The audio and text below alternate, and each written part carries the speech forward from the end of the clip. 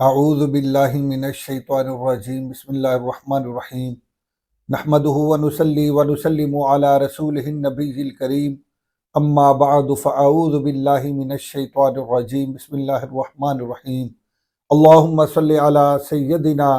و مولانا محمد وعلی آلہ وصحبہ وبارک وسلم۔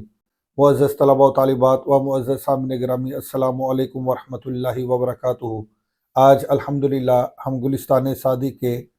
70ویں لیکچر میں حاضر ہیں۔ آج انشاءاللہ العزیز ہم گلستان سعدی کے پہلے باب کی 10ویں حقائق پڑھیں گے۔ تو چلتے ہیں بلا تاخیر ہم آج کے سبق کی طرف۔ توجہ سے اسکرین کے اوپر آج کا سبق دیکھیں۔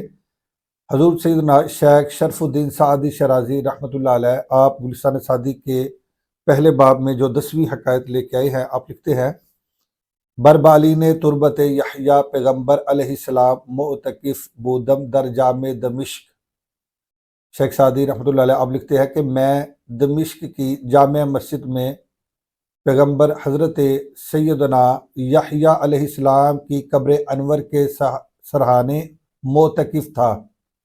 میں دمشق کی جامع مسجد میں حضرت سیدنا یحییٰ علیہ السلام کی قبر انور کے سرحانے معتکف تھا کہ یک از ملوک عرب کے باب انصافی منصوف بود درآمد، کہ عرب کے بادشاہوں میں سے ایک بادشاہ جو بے انصافی میں مشہور تھا، یعنی ظلم میں مشہور تھا، جو ظلم میں مشہور تھا، یعنی کہ وہ ظالم بادشاہ مشہور تھا، وہ اندر داخل ہوا۔ نماز و دعا کرد و حاجت درخواست، اس نے نماز ادا کی، دعا کی اور حاجت طلب کی، اور اپنی حاجت طلب کی۔ آگے شیخ سعدی لکھتے ہیں: درویش و غنی بندائی این خاک درند، فقیر اور مالدار اس در کی خاک کے غلام ہیں۔ خواہ کوئی فقیر ہو، خواہ کوئی مالدار ہو، سبھی اس در کی خاک کے غلام ہیں۔ انا کے غنی ترند محتاج ترند، اور جو زیادہ مالدار ہے وہی زیادہ محتاج ہے، جو زیادہ غنی ہے مالدار ہے وہی زیادہ محتاج ہے۔ آگے شیخ سعدی رحمۃ اللہ علیہ آپ لکھتے ہیں: آگا مورا گفت، اس وقت اس کے بعد اس نے مجھ سے کہا، کیا کہا؟ ازا جا کے ہمت درویشاں است، اس نے کہا چونکہ درویشوں میں روحانی طاقت زیادہ ہوتی ہے، ان کے پاس روحانیت ہوتی ہے اور ان کے پاس روحانی طاقت ہوتی ہے، اس نے کہا واسد کے معاملہ عیشا خاطر ہمراہ من کنید، اس نے کہا اور ان کا خدا سے سچا معاملہ ہوتا ہے، چونکہ درویشوں کے پاس روحانی طاقت ہوتی ہے اور ان کا معاملہ اللہ کے ساتھ سچا ہوتا ہے، خالص ہوتا ہے اور پختہ ہوتا ہے۔ ذرا میری طرف بھی باطنی توجہ فرمائیں۔ کہتا ہے کہ خاطر ہمراہ من کنید، میری طرف بھی توجہ فرمائیں، میری طرف بھی باطنی توجہ فرمائیں کہ از دشمن صاحب اندیش ناکم، کہ ایک سخت دشمن کا مجھے اندیشہ لاحق ہے۔ مطلب یہ کہ ایک سخت میرا مخالف ہے، میرا دشمن ہے، اور وہ میرے مقابلے میں کھڑا ہو گیا ہے، تو مجھے اس کا سخت اندیشہ لاحق ہے۔ تو باطنی توجہ فرمائے، میرے لیے دعا کر دے کہ اللہ تعالیٰ مجھے اس مصیبت سے اور اس سخت دشمن سے چھٹکارا عطا فرما دے، اور اس سخت دشمن سے مجھے چھٹکارا عطا کر دے کہ از دشمن صاحب اندیش ناکم، کہ مجھے ایک سخت بڑے دشمن کا اندیشہ لاحق ہے، اس کا خطرہ لاحق ہے۔ گفتمش، آپ کہنے لگے کہ میں نے اس کو کہا، یہ گفتم یہ ماضی مطلق کا صیغہ ہے کہ میں نے کہا، شین کے ساتھ ضمیر ہے۔ گفتمش، میں نے اس کو کہا، یعنی اس بادشاہ کو، اس ظالم بادشاہ کو کہا، بر رعیت ضعیف رحمت کن، بر رعیت ضعیف رحمت کن، تو اپنی کمزور رعایا پر رحم کھا، اپنی کمزور رعایا پر رحم کھا، ان کے ساتھ نرمی والا معاملہ کر۔ بر رعیت ضعیف، کمزور عوام پر، رحمت کن رحم کھا، ان پر رحم کر۔ تا از دشمن قوی زحمت نہ بینی، تا از دشمن قوی زحمت نہ بینی، تاکہ تو کسی سخت دشمن سے تکلیف نہ اٹھائے۔ اگر تو رعایا کے ساتھ نرمی کرنے والا ہوگا تو لا محالہ تیری رعایا تیری سپورٹ میں، تیرے حق میں تیرے ساتھ کھڑی ہو جائے گی۔ اگر تو ظالم ہوگا اور رعایا پر ظلم کرے گا، عوام پر ظلم کرے گا، اپنی پبلک پر ظلم کرے گا اور اپنے باشندوں پر ظلم کرے گا، تو اس وقت پھر تیرے ساتھ کوئی بھی کھڑا نہیں ہوگا، تو وہ خود تجھے دشمنوں کے حوالے کر دیں گے اور تجھے دشمن کے سامنے پھینک دیں گے۔ اس لیے آپ نے فرمایا کہ تو اپنی رعایا پر رحم کر، تاکہ تجھے کسی دشمن کا سامنا نہ کرنا پڑے اور کسی دشمن سے تکلیف نہ اٹھانی پڑے۔ تا از دشمن کبھی زحمت نہ بینی، تاکہ تو کسی سخت دشمن سے تکلیف نہ اٹھائے۔ اس لیے آپ نے فرمایا کہ بر رعیت ضعیف رحمت کن، اپنی اس کمزور عوام پر رحم کر، اپنی اس کمزور عوام پر رحم کر۔ آگے شیخ سعدی رحمۃ اللہ علیہ اب لکھتے ہیں بازوان توانا و قوت سر دست، طاقتور بازوؤں کے ساتھ اور پنجے کی قوت کے ساتھ، طاقتور بازوؤں اور پنجے کی قوت کے ساتھ، خطا است پنجہ مسکین ناتواں بشکست، خطا است پنجہ مسکین ناتواں بشکست، کمزور مسکین کا پنجہ موڑنا اور توڑنا یہ غلطی ہے، یہ خطا ہے۔ کمزور مسکین کا پنجہ توڑ دینا یا اس کا پنجہ موڑ دینا، مروڑنا یہ غلطی ہے۔ آگے شیخ سعدی لکھتے ہیں نہ ترسد آنکھ بر افتادگاں نہ بخشاید، وہ شخص جو گرے پڑے ہوئے لوگوں پر رحم نہیں کرتا، کیا وہ نہیں ڈرتا؟ نہ ترسد، کیا وہ نہیں ڈرتا؟ ترسیدن مصدر سے یہ فعل مضارع منفی معروف کا صیغہ ہے، نہ ترسد، کیا وہ نہیں ڈرتا؟ آنکھ بر افتادگاں، جو گرے پڑے ہوئے لوگوں پر، کمزوروں پر، مسکینوں پر، عاجزوں پر، حقیروں پر، فقیروں پر، نہ بخشاید، جو رحم نہیں کرتا، نہ بخشاید جو رحم نہیں کرتا، کمزوروں پر جو رحم نہیں کرتا، کیا وہ نہیں ڈرتا کہ گزر پائے در آیت کسش نہ گیرت دست، کہ گزر پائے در آیت کسش نہ گیرت دست، کہ اگر اس کا پیر پھسلے گا تو اس کی کوئی دستگیری نہیں کرے گا،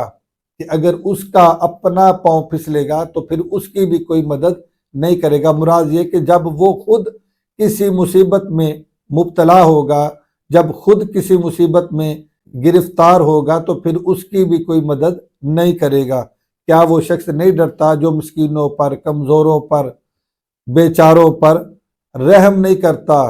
جو ان پر رحم نہیں کرتا، کیا وہ نہیں ڈرتا کہ گزر پائے در آیت کسش نہ گیرت دست، کہ جب وہ خود کسی مصیبت میں، کسی مشکل میں گرفتار ہوگا تو پھر کوئی دوسرا بھی اس کی دستگیری اور مدد نہیں کرے گا۔ آگے شیخ سعدی لکھتے ہیں ہر کے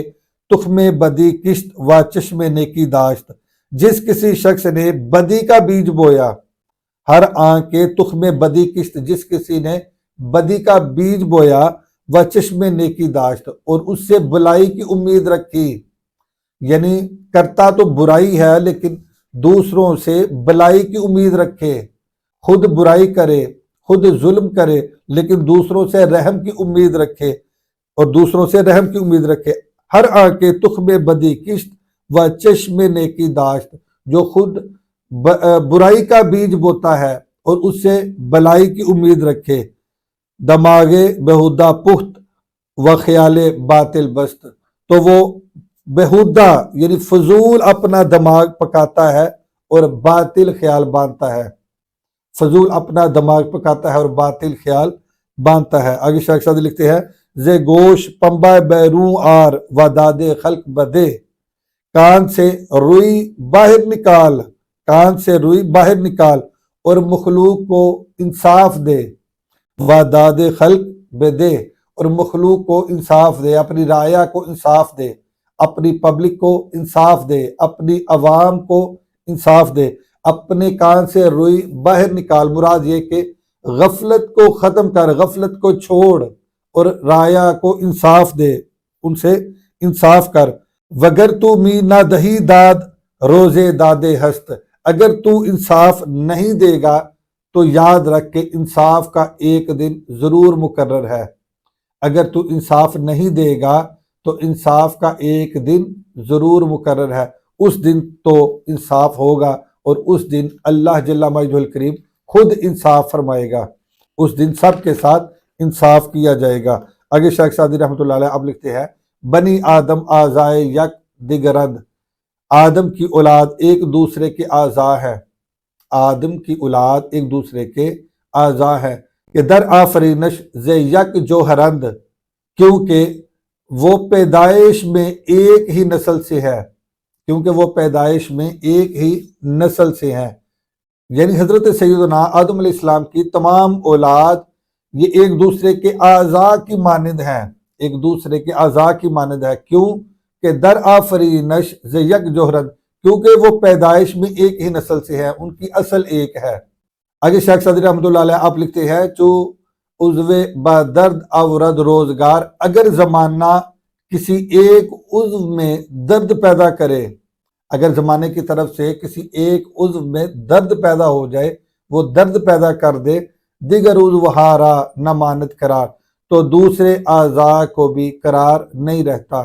تو دوسرے اعضاء کو بھی قرار نہیں رہتا، وہ بھی تکلیف میں مبتلا ہوتا ہے۔ دیکھیں جسم کے کسی بھی حصے میں